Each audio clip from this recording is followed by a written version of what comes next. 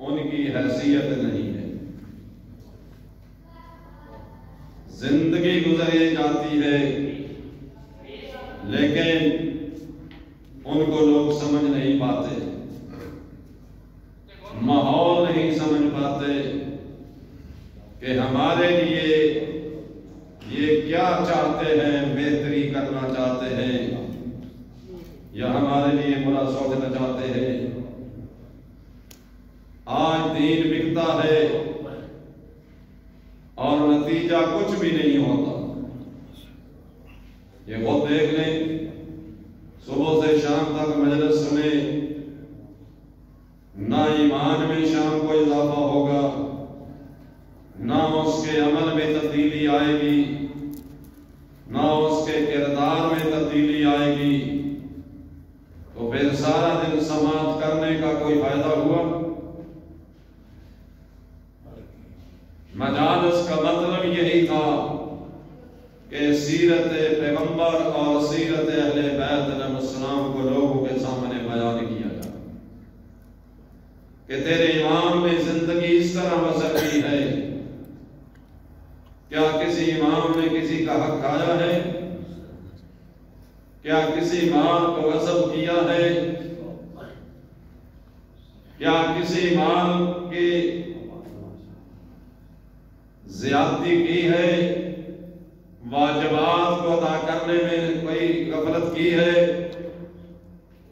محرمات سے بچنے میں کوئی غفلت کی ہے؟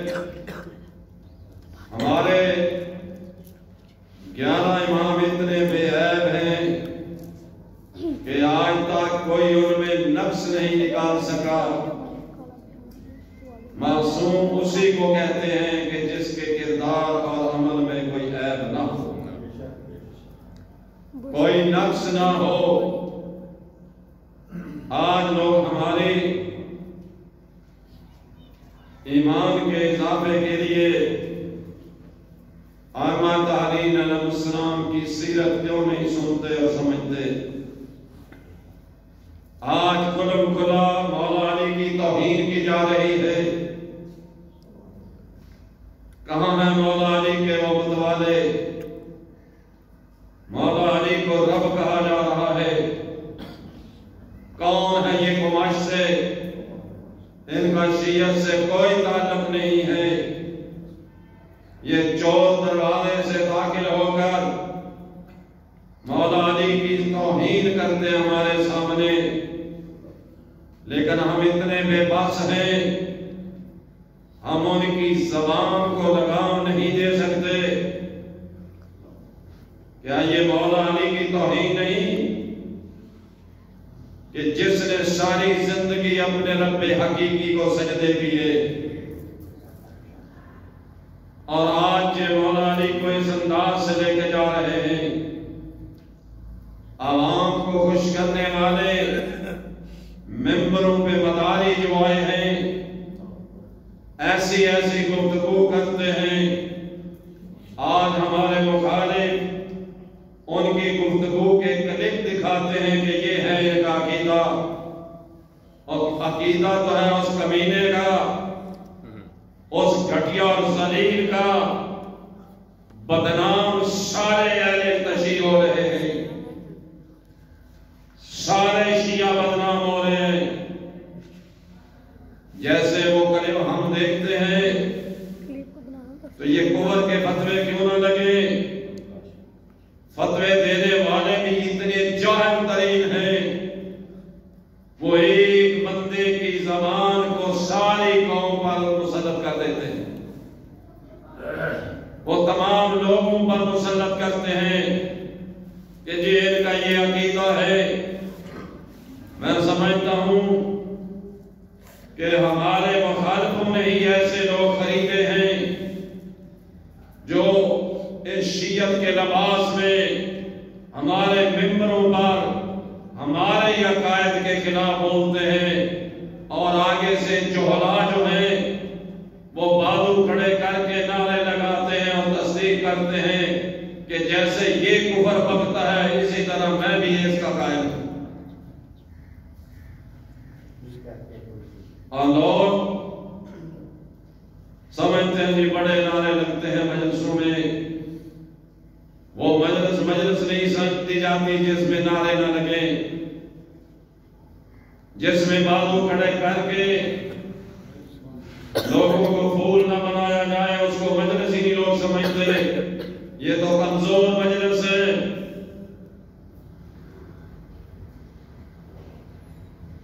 اعلیٰ ترین جہاں لوگ نہیں آتے پڑھنے والے لوگ، اس غریب کی مجلس پہ کوئی نہیں جاتا۔ آج مجلس اتنی کمزور ہو گئی ہے کہ غریب کے گھر کوئی سننے کے لیے جانے کے لیے تیار ہی نہیں، اور جو کفر شرک پکنے والے ہیں وہاں لائنیں لگی ہوتی ہیں، نوجوان طبقہ بڑی خوشی سے وہاں پہنچتا ہے،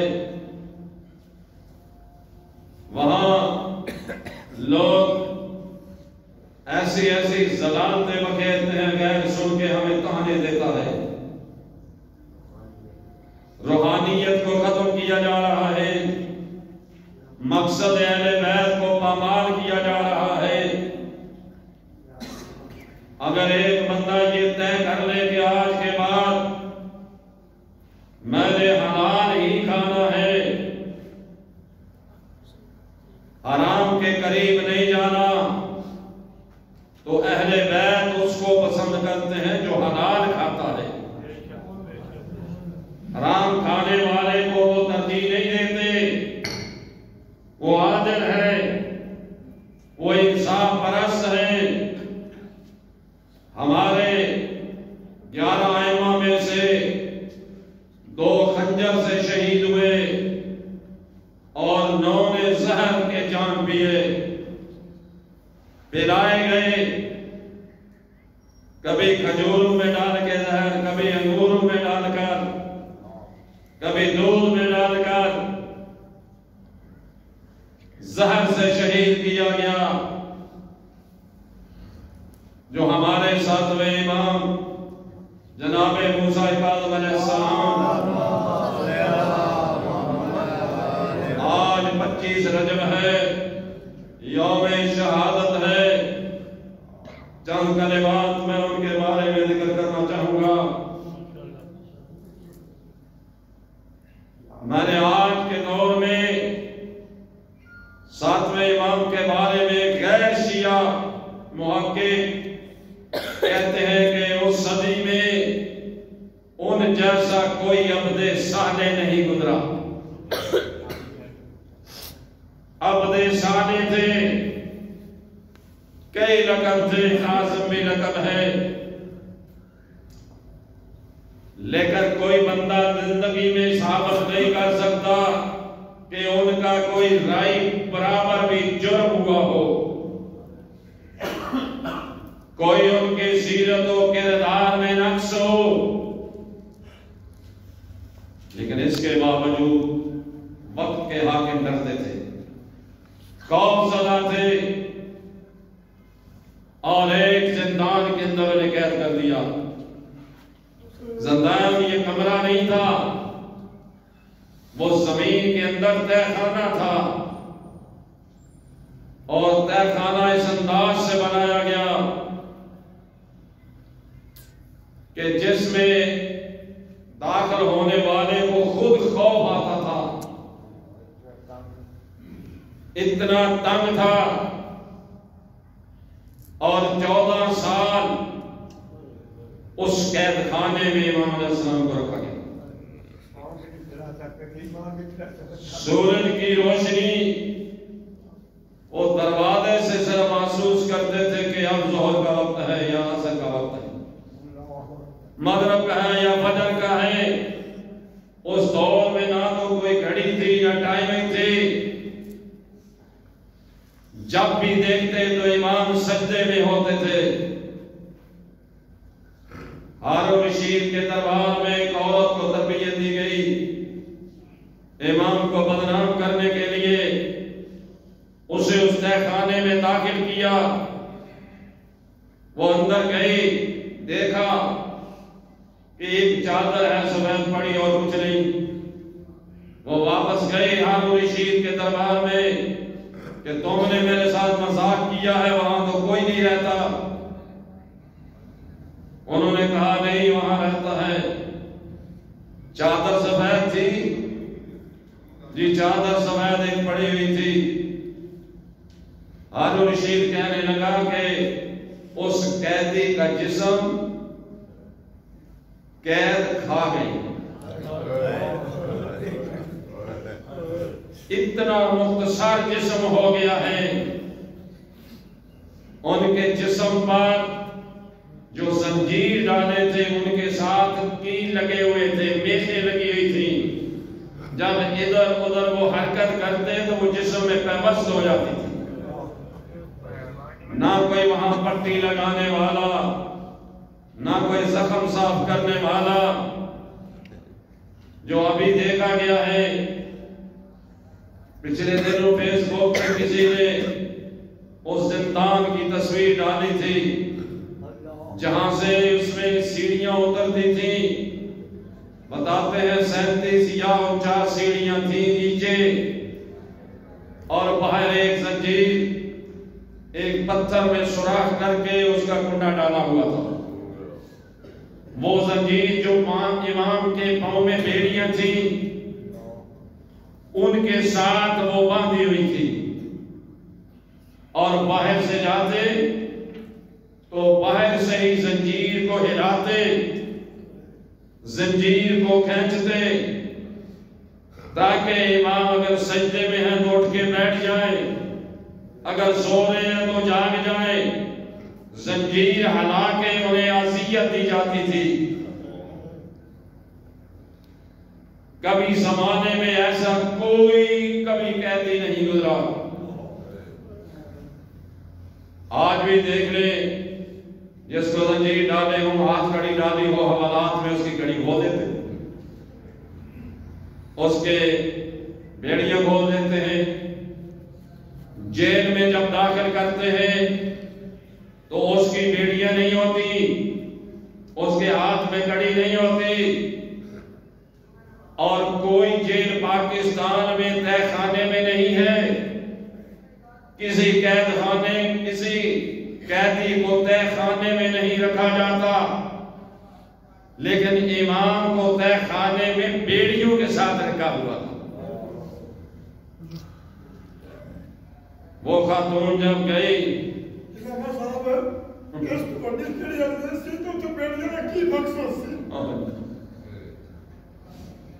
وہ اذیت اتنی دینا چاہتے تھے کہ یہ امام اپنے چاہنے والوں کی تربیت نہ کر سکیں، یہ ان تک آواز نہ پہنچے، اس لیے اتنے بڑے گہرے انداز میں تہہ خانے میں انہیں رکھا گیا تھا، یہاں سے ان کی آواز باہر نہ نکلے۔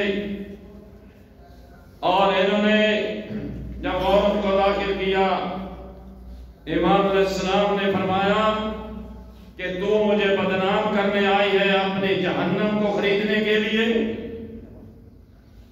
میرا جسم تو زندان کھا گیا ہے، میں تو بیٹھ نہیں سکتا، میں آرام نہیں کر سکتا لیٹ کر، میرا خون جسم کے حصوں سے بہ رہا ہوتا ہے، کوئی ملم پٹی کرنے والا نہیں۔ امام علیہ السلام نے دعا پڑھی، وہ سجدے میں گر گئی، سجدے میں گر گئی، کہنے لگی مولا مجھے معاف کر دیجئے گا۔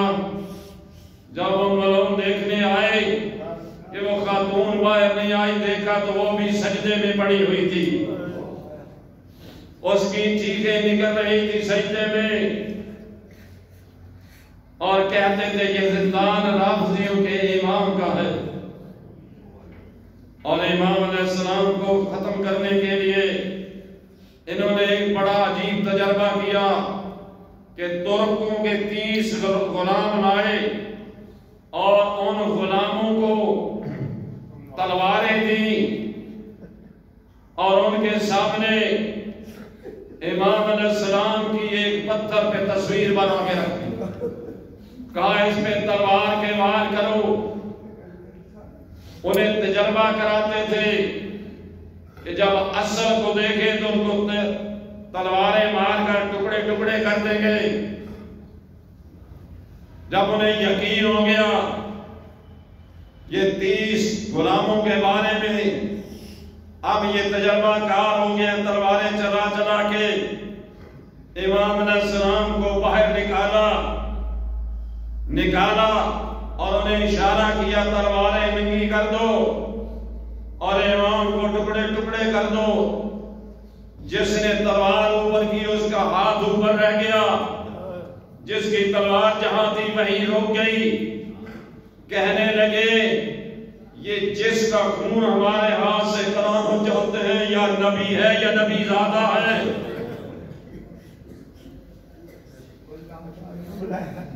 قُلْ لَا أَسْأَلُكُمْ عَلَيْهِ أَجْرًا إِلَّا الْمَوَدَّةَ فِي الْقُرْبَىٰ۔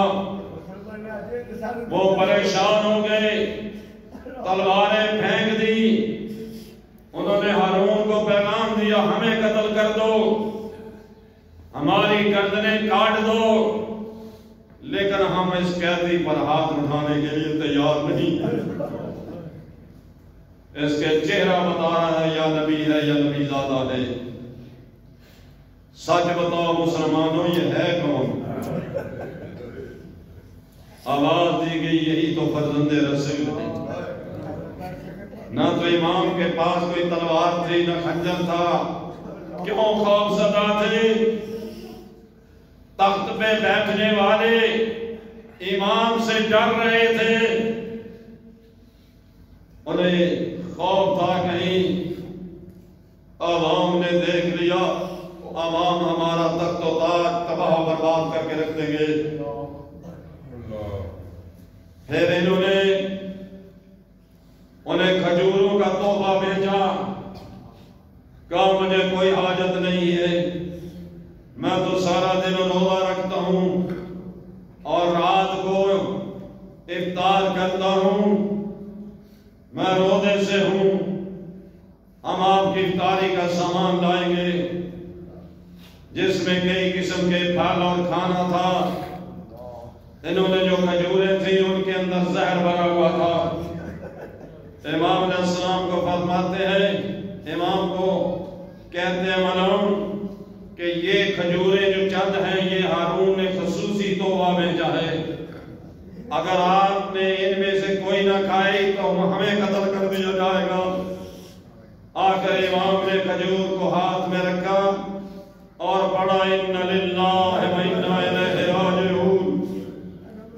زہر پھیل گیا جسم کے اندر، جسم پھٹنے لگا اور ان کا دل جو ہے پگھل کے باہر آنے لگا۔ انہوں نے طبیب بھیجے تاکہ یہ ثابت کرے یہ طبیب اور دنیا سے جا رہے ہیں۔ جب ایک طبیب نے ان کی نبض پہ ہاتھ رکھا تو آواز آئی دہن امام سے سمتنی، مجھے زہر دیا گیا ہے، مجھے زہر سے مارا جا رہا ہے۔ آ کر امام کی روح پرواز کر گئی۔ اور دیکھیں آج بھی پاکستان میں جس کو پھانسی دی جاتی ہے اس کے ہاتھ میں گھڑی نہیں ہوتی، اس کے پاؤں میں بیڑی نہیں ہوتی، صرف اس کے ہاتھ پیچھے باندھ دیتے ہیں، چھوٹی سی رسی کے ساتھ باندھتے ہیں، اس کے گلے میں موت کا بندہ ڈالتے ہیں۔ جب یہ امام کا انہوں نے زندان سے لاشا نکالا نا، بیسمنٹ سے نکالا تو ہاتھوں میں گھڑیاں تھیں، پاؤں میں بیڑیاں تھیں، گلے میں توق تھا، پورا جسم زنجیروں سے جکڑا ہوا تھا، میگے جسم میں پیوست تھی، خون بہ رہا تھا۔ میں نے وہ جگہ دیکھی ہے جہاں لاشا رکھا تھا نا، تو لوگوں کو کہتے تھے یہ رافضیوں کا امام ہے، اس کا وارث کوئی نہیں۔ اور جس کے 19 بیٹے تھے، 18 بیٹیاں دیا، جنازے میں کوئی نہیں آیا۔ امام علیہ السلام نے وصیت کی تھی ایوب انصاری کو، قلعہ بغداد پر آنا، اس دن کو آ کر میرا انتظار کرنا، میں تجھے یہاں ملوں گا۔ اور زنجیروں کے ساتھ لاشا کس نے اٹھایا؟ وارث تو تھا کوئی نہیں، 4 مزدور بازار سے منگوائے گئے، لاشا اٹھا کے پورے بغداد کی دوسری طرف ایک درخت وہاں رکھ دیا اور چھوڑ کے چلے گئے. جب چاروں مزدور واپس جا رہے تھے بہت کراس کیا. انہیں آگے ایک انسان ملا, بوڑھا تھا. پوچھا تو کون ہے؟ کہا لوہار ہوں, آہن ہوں, لوہے کا کام کرتا ہوں. کہنے لگے ہم نے وہاں قیدی رکھا ہے, اس کا جنازہ رکھا ہے. اگر تیرے دل میں رحم آتا ہے, اس کا وارث کوئی نہیں ہے, اس کی زنجیر تو اتار دے. وہ کہنے لگا میں نے منت مانی تھی, اگر اللہ مجھے صحب اولاد کرے گا میں قیدیوں کی زنجیریں اتاروں گا. بھاگتا ہوا گھر گیا, وہاں سے لوہے کے اتار لے آیا اور ایک ایک زنجیر کاٹنا شروع کیا. آپ خود اندازہ لگائے گلے کا توق کیسے کاٹا, ہاتھوں کی کڑیاں کیسے کاٹی. لوہے پہ لوہا جو وار کرتا ہے وہ جسم کے اندر پیوست ہو جاتا ہے. ادھر ایوب انصاری پول پہ بیٹھا تھا, کہتا ہے یہ لوہار یہ قیدی کون ہے؟